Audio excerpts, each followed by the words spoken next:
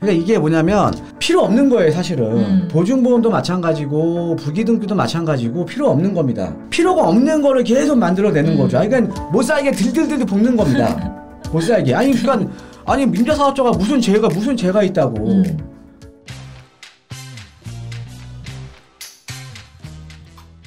그러니까 우리가 이제 주택임대사업자 같은 경우에는 생계형 주택임대사업자 같은 경우도 상당히 많다라는 거죠. 예, 그래서 지금 이제 이재 시장님 뭐 장기 임대사업자 종부세 합산배제 다시 가능해질까요? 지금 매입하면 불가라서 이거 지금 다 그러니까 임대사업자에 대한 내용 다 적어 놓으세요. 제가 댓글 다 읽어드릴게요. 답변 드리고 제가 이제 지금 임대사업자에 대한 얘기 할 거니까 임대사업자의 혜택이 크게 보면은 한 3가지 정도가 있는데 첫 번째 거주주택에 대한 비과세 혜택. 그 다음에 아까 말씀드렸던 종부세 합산 배제. 예, 그 다음에 임대사업주택에 대한 이제 어떻게 보면은 양도소득세 감면. 크게 보면 3가지예요. 근데 이 중에 2가지를 없애버렸습니다.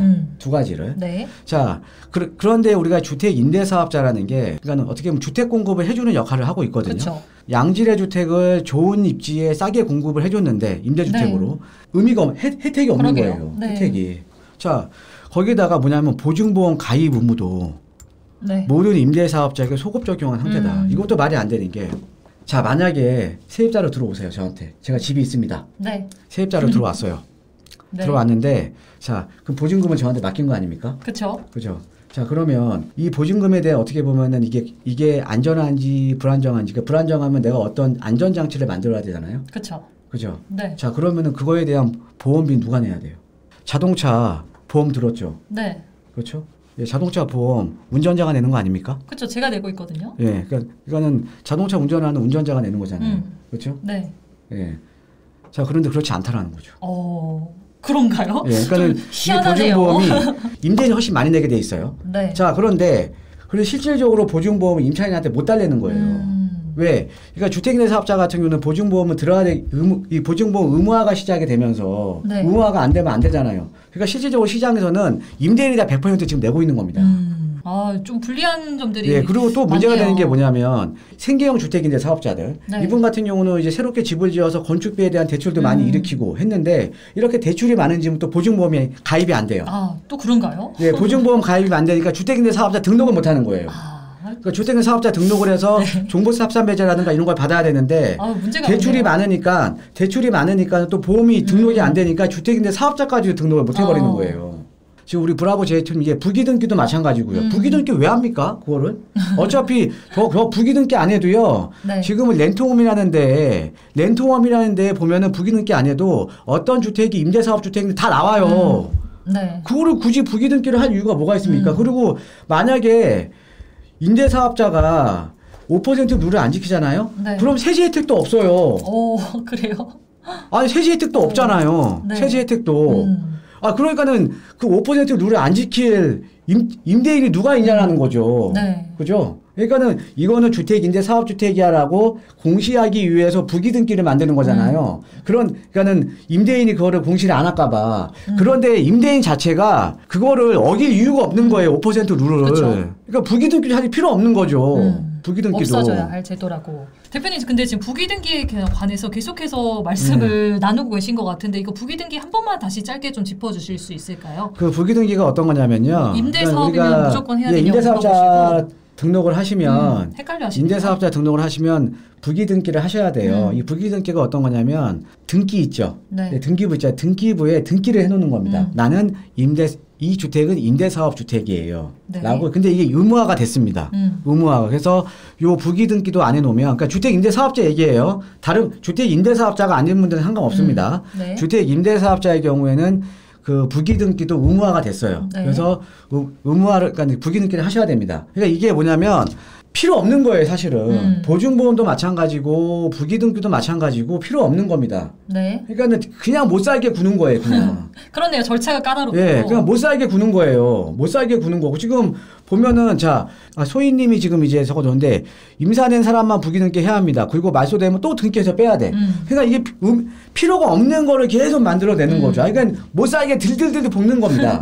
못 살게. 아니 임대사업자가 무슨 죄가 있다고. 그러니까는 보증보험도 마찬가지고 부기등기도 마찬가지고 그러니까 너무 이거는 혜택도 없어 지금은. 그렇네요. 혜택도 없는데 너무 많은 짐을 지금 지우고 있다라는 거죠. 그러니까 뭐냐면 입지가 좋은 지역은 어차피 민간에서밖에 주택 공급 못 해줘요. 민간 임대 네. 사업자들이 주택 공급을 해주는 겁니다. 그죠? 근데 이거를 같이 주택을 공급한다는 그러니까 공급자로서의 역할을 인정을 안 해주는 거죠. 현 정부는. 네. 그러니까 이게 못 살게 막 구는 거죠. 네. 민간에서 공급하는 장기 거주 형태의 임대주택이 크게 의미가 없는 식으로 치부돼 버렸으나 공공에서 이처럼 안정적으로 거주할 수 있는 주택을 모두 주도하기 힘듭니다. 그렇죠. 공공에서 하기 힘들죠. 특히 서울같이 주택을 공급할 땅들이 없는 지역에서는요. 네. 그죠? 예. 그래서 임차인도 혜택을 볼 수 있는 구조라면 당연히 임대인에게 주어지는 혜택이 과도하다라고 혜택을 축소시키면 안 되는 거죠. 맞습니다. 다주택자에 대한 조세 회피 수단으로 활용된다는 지적이 일자. 네. 어떻게 조세 회피 수단입니까? 이게? 이거 말 자체가 이상한 거죠. 이거는 뭐냐면 세입자한테 혜택을 주니까 그만큼의 세제적인 혜택을 부여하겠다라고 하는데 어떻게 이게 조세 회피 수단인지 저는 모르겠어요. 네. 예. 그러면서 2020년 710 대책 나오면서 단기주택 임대사업자 폐지시켜버렸고요. 그 다음에 아파트 임대사업자 매입임대 8년짜리 그냥 폐지시켜버렸습니다. 그래서 지금은 아파트가 주택임대사업자 등록이 안 돼버려요.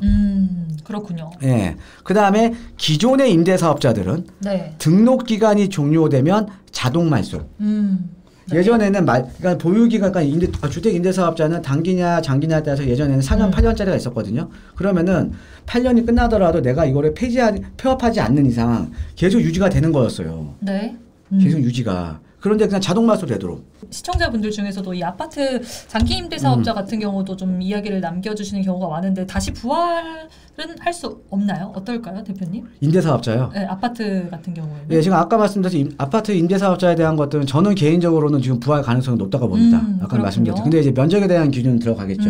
예, 60제곱미터 이하로. 네. 예, 면적에 대한 기준은 들어가고 지금 면적에 대한 이제 기준은 들어가는데 아까 말씀드린 60제곱미터 이하니까 60제곱미터 시작. 그러니까 60제곱미터가 여러분 우리가 이제 아파트 25평형이에요. 이제 전용 면적. 예, 60제곱미터 이하는 이제 될 것 같고요. 네. 그래서 시장 요건을 고려해 자 아파트 같은 경우에도 면적에 따라서 전용 60제곱미터 이하 매입 임대용 소형 아파트에 대한 신규 등록을 허용하고 네. 그다음에 여기 나오죠. 종합부동산 종부세 합산 배제, 네. 양도소득세 중과 배제 등 세제 혜택을 되살리겠다. 이렇게 그러니까 임대사업자 같은 경우도 어떻게 보면은 시장에서 순기능을 하거든요. 네. 네, 그러니까 뭐냐면은 지금 최근에도 전세 가격이 많이 올랐잖아요. 많이 올랐지만 임대사업자면 전세 가격 많이 못 올립니다. 그만큼 싸게 임대를 주고 있잖아요. 싸게 임대를 주고 있으면 당연히 혜택을 줘야 되는 거죠. 네. 그죠? 예.